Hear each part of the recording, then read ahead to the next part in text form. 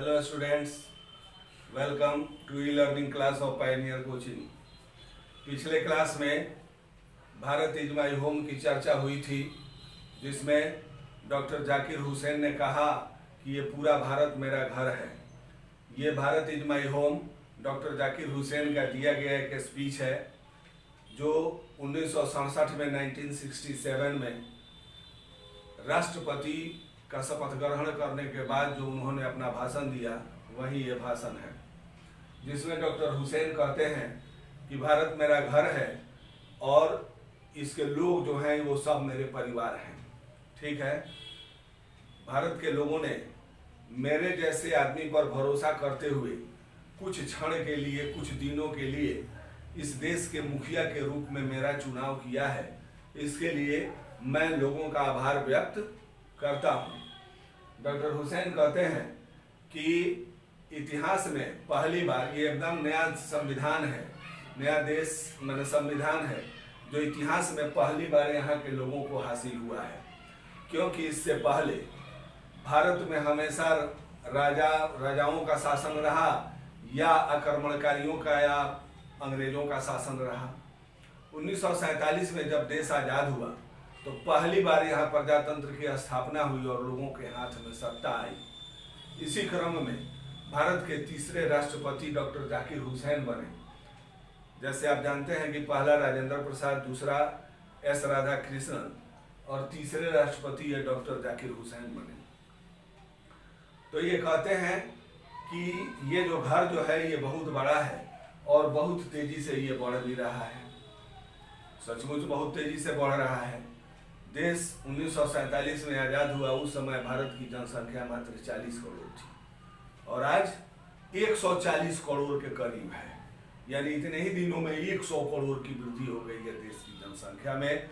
ये एक बहुत चिंतनीय बात है। इस पर सब किसी को विचार करने की और सरकार को भी जरूरत है। खैर, तो डॉक्टर हुसैन ये बात कहते हैं कि भारत मेरा परिवार है और इसमें जितने भी लोग हैं सब लोग मेरे परिवार के सदस्य हैं। तो इस परिवार के मुखिया के रूप में चूंकि मेरा चुनाव लोगों ने किया है, इसलिए मेरा ये अथक प्रयास रहेगा कि मैं इस परिवार को समृद्ध बनाऊं, खुशहाल बनाऊं, इसको ताकतवर बनाऊं और मेरे इस काम में इस तरह का कोई भी भेदभाव मेरे मन में नहीं आएगा। जाति, वर्ण, धर्म के आधार पर, क्षेत्र के आधार पर किसी भी तरह का भेदभाव मेरे मन में नहीं होगा। सब लोग, चाहे वो किसी भी धर्म से जुड़े हुए लोग हों, सब लोग हमारे परिवार के सदस्य हैं। इसलिए उनकी भलाई और कल्याण के लिए मैं हमेशा तत्पर रहूंगा। डॉक्टर हुसैन कहते हैं कि भारत जहां अंग्रेजों का शासन रहा या राजाओं का शासन रहा, इसका हमेशा शोषण होता रहा। तो अब हमें ये प्रयास करना है कि हम सब लोग मिलकर अथक प्रयास करें, काम करें, ठीक है, और इस देश को खुशहाल बनाएं। सबका योगदान इसमें अहम है। सब लोग मिलकर ही इस देश को आगे बढ़ा सकते हैं। डॉक्टर हुसैन कहते हैं कि ये जो काम जो है इसके दो पहलू हैं। काम या तो हम खुद के लिए करें या समाज के लिए। बस डॉक्टर हुसैन कहते हैं कि आप काम कीजिए, खुद के लिए कीजिए या समाज के लिए कीजिए, फायदा अल्टीमेटली समाज को हो ही जाएगा।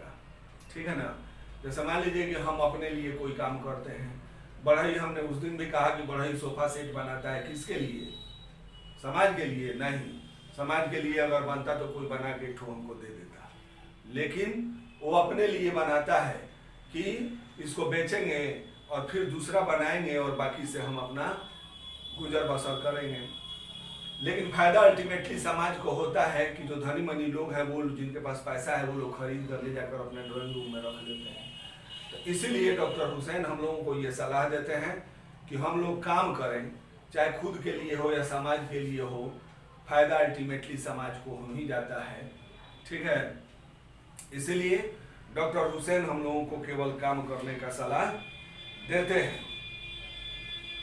ये भी कहते हैं कि हमारे ये जो दोहरा प्रयास है काम का, चाहे खुद के लिए हो या समाज के लिए हो, इसके लिए हमें आपको समर्पित कर देना है, तभी देश का कल्याण होगा। देश उन्नति करेगा, देश खुशहाल होगा। और मेरे लिए ये भाग्य की बात है कि इस महान काम को निभाने में मुझे भी एक रोल अदा करने का मौका मिला है। ये मेरे लिए बहुत भाग्य की बात है कि राष्ट्रपति के रूप में मुझे भी इस देश को खुशहाल और समृद्ध बनाने का मौका मिला है। यही सारा बात डॉक्टर हुसैन इस चैप्टर में अपने इस स्पीच में वो कहते हैं। तो उस दिन हमने आपको पढ़ा दिया। अब है ये ग्लोसरी एंड इसका ग्रामर है, ग्लोसरी एंड नोट्स, ठीक है। तो ये है, आप किताब में भी देख सकते हैं उसको। किताब में ग्लोसरी देखिए, पहला यूरिडिशन, हिंदी में इसको कहते हैं विद्वता, ठीक है। सीज्ड, रोका गया। चैंपियन, समर्थन करना।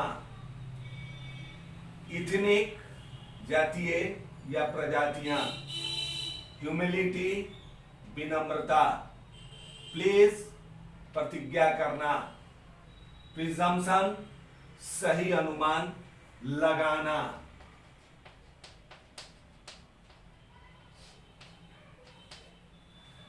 ठीक है। इंडेवर माने प्रयत्न। अनएस्पायरिंगली, अथक यानी बिना थके। पेरिल, संकट। एप्रोक्सीमेशन, करीब करीब। जस्टर, जस्टर क्या है? जस्ट का कंपैरेटिव डिग्री है, तो जस्टर यानी और ठीक। और रिक्विजिट माने जरूरी, ठीक है। तो ये सारा इस चैप्टर का ग्लोसरी एंड नोट्स है। ग्लोसरी है, किताब में आप देखिएगा तो इंग्लिश टू इंग्लिश उसका अर्थ दिया हुआ है, उसको हमने हिंदी में आपकी सुविधा के लिए यहाँ लिख दिया है, आप नोट कर लीजिए और देख लीजिए, ठीक है। अब इसका ग्रामर में हम आगे चलते हैं। तो जैसा कि जो ग्रामर है क्लास में भी आपको बताया गया है कि ये करेक्ट 19 नंबर पेज में correct the spelling of the following words, ये स्पेलिंग सब दिया गया है जो गलत है, तो इसको आप सही कर लीजिएगा, ठीक है। इसको आप खोज कर किताब से सही कीजिए। जैसे कन्फेस है, ठीक है, लिखा है CONFES, और पहला ही लाइन में डॉक्टर हुसैन उलट कर देखिए, कहते हैं कि मस्ट कन्फेस, ठीक है, CONFESS। तो इस तरह से ये आपका एक होमवर्क भी हो जाएगा कि आप इसको किताब में से इस सारे शब्दों का स्पेलिंग खोज के, सब की चैप्टर का ही है, खोज कर आप सही कर लीजिए, ठीक है। मेन जो ग्रामर है इसमें आपसे बताए हम D2 से ही है। तो D2 देखिए, read carefully the following sentence taken from the lesson. The process of its constant renewal is indeed the process of growth of national culture and national character, ठीक है।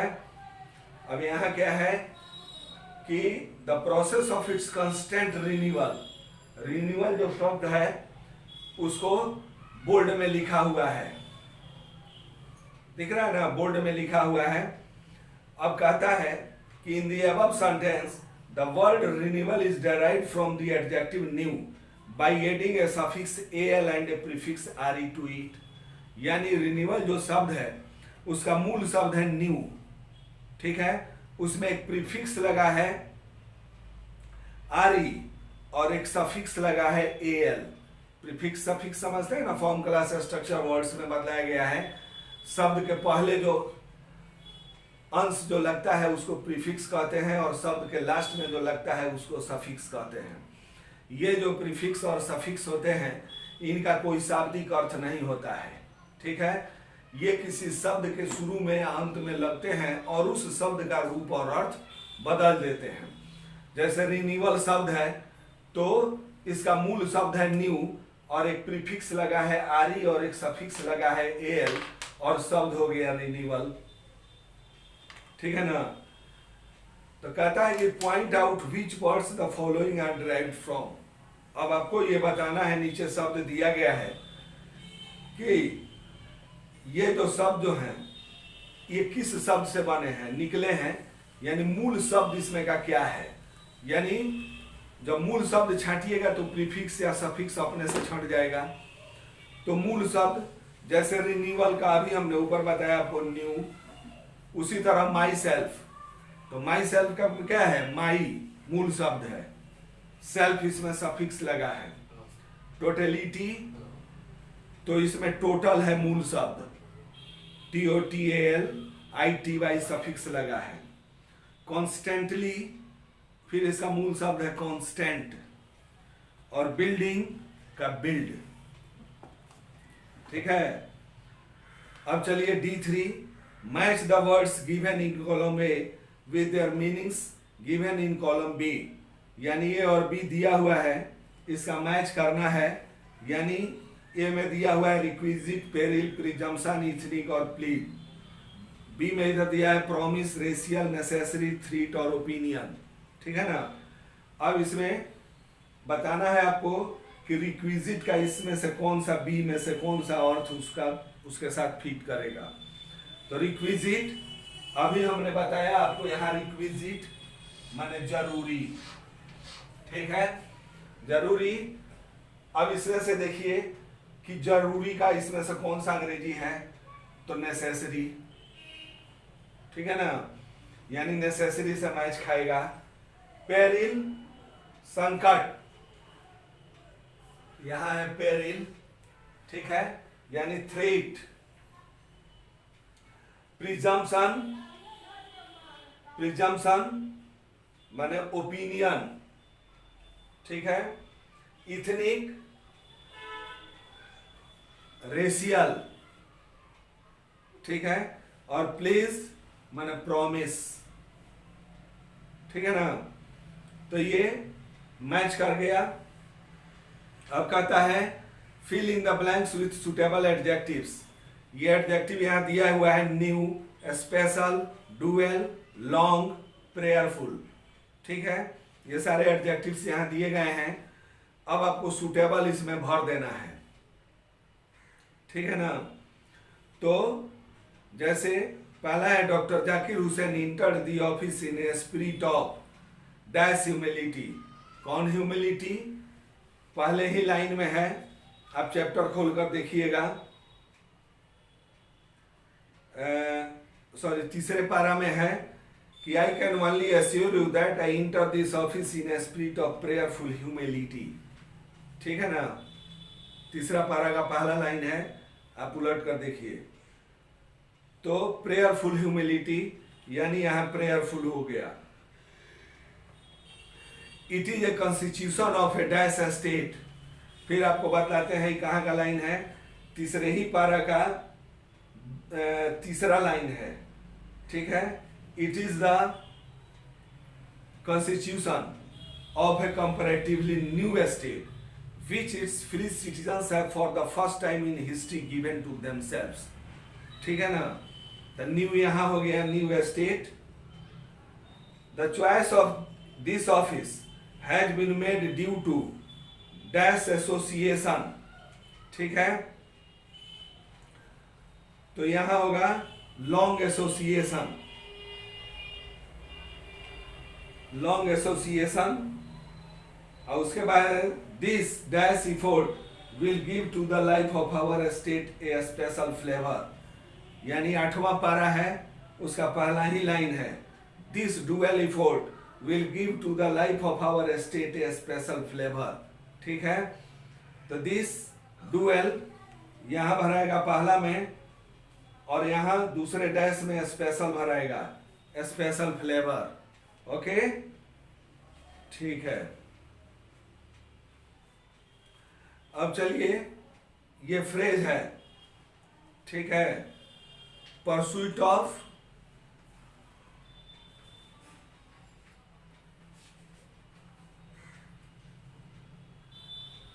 उसके बाद है ब्रिंग टू, अप्रोक्सीमेशन ऑफ और bring fourth. ठीक है ना। ये फ्रेज है। फ्रेज क्या है, शब्दों का समूह है जो अपना मूल अर्थ छोड़कर कोई दूसरा अर्थ ले लेता है। ठीक है ना। तो पहला है आपको परसुइट ऑफ, परसुइट ऑफ मतलब होता है खोज में, कि खोज में, ठीक है ना। तो इससे आपको सेंटेंस बनाना है, जैसे हमने कहा the police was in pursuit of the criminal, यानी पुलिस जो थी वो अपराधी के खोज में थी। उसके बाद है ब्रिंग टू, ब्रिंग टू का मतलब होता है को लाना, ठीक है ना। His case was brought to the court, ठीक है, उसका केस कोर्ट में लाया गया। एप्रोक्सीमेशन ऑफ माने का अनुमान, का अनुमान। सेंटेंस होगा please give me A rough approximation of this ornament, यानी इस गहने का एक रफ अनुमान हमको बताइए कि कितना का पड़ेगा। और ब्रिंग फोर्थ माने होता है जन्म देना, ठीक है, जन्म देना। हमने कहा सी ब्रॉट फोर्थ टू चिल्ड्रेन, वह दो बच्चों का जन्म दी। Brought fourth. अब चलिए read the following sentences from the lesson carefully, ठीक है। आई मस्ट कन्फेस दैट, और दूसरा है I can only assure you that. तो ये क्या है, फिर यहां देखिए मस्ट और कैन जो है वो बोल्ड में लिखा हुआ है, ठीक है ना। तो ये दोनों शब्द बोल्ड में लिखा हुआ है। तो आगे कहता है कि mark the use of modal auxiliary must and can in the sentences given above, यानी ऊपर के वाक्य में मस्ट और कैन जो हैं उनको आप देखिए जो बोल्ड में लिखे गए हैं। आगे कहता है कि find out other modal auxiliaries used in the lesson and tell the specific meaning in which these modal auxiliaries have been used. ये आपके होमवर्क के लिए ये सब चीज़ है कि और चैप्टर में पता लगाइए कि मॉडल एक्सिलियरी कहाँ कहाँ यूज हुआ है और किस संदर्भ में यूज हुआ है। सलाह दे रहा है कि ऑर्डर दे रहा है, ठीक है, कि रिक्वेस्ट कर रहा है, कि क्या कर रहा है, उसका क्या फंक्शन है उस मॉडल एक्सिलियरी का, वो आपको पता लगाना है। आगे कहता है कि doctor Zakir Hussain look upon doctor Radhakrishnan as his role model. Interview 5 well known persons in your locality and find out, यानी doctor Zakir Hussain doctor Radhakrishnan को अपना रोल मॉडल मानते थे। तो कहता है कि आप अपने लोकेलिटी में, अपने एरिया में 5 वेल नोन लोगों का इंटरव्यू लीजिए और पता लगाइए कि who did they look upon as their role model, कि वो लोग किसको अपना रोल मॉडल मानते हैं। एंड वाई, दूसरा है why did they look upon someone as their role model, और वो किसी को अपना रोल मॉडल क्यों मानते हैं, इस बात का पता लगाना है, ठीक है। तो जाकर लोगों का इंटरव्यू लीजिए और पूछिए।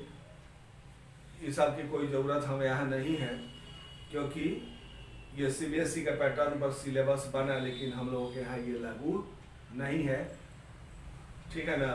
वैसे अगर आप उस पर कुछ लिखिएगा तो आपका राइटिंग स्किल अच्छा होगा, राइटिंग स्किल बढ़ेगा, ठीक है।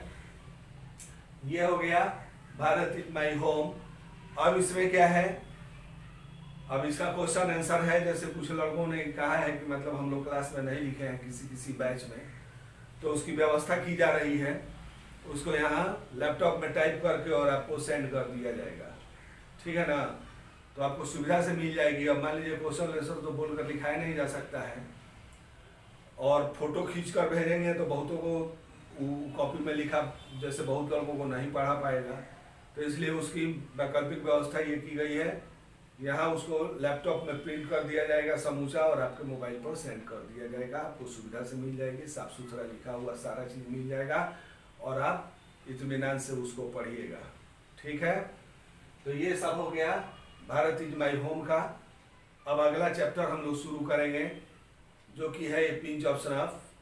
तो उसके बारे में अब अगले क्लास में हम बातचीत करेंगे। आपका ये चैप्टर समाप्त हुआ। ओके, समझ गए, ठीक है। घर पर रहिए, स्वस्थ रहिए, सुरक्षित रहिए। Okay, thank you.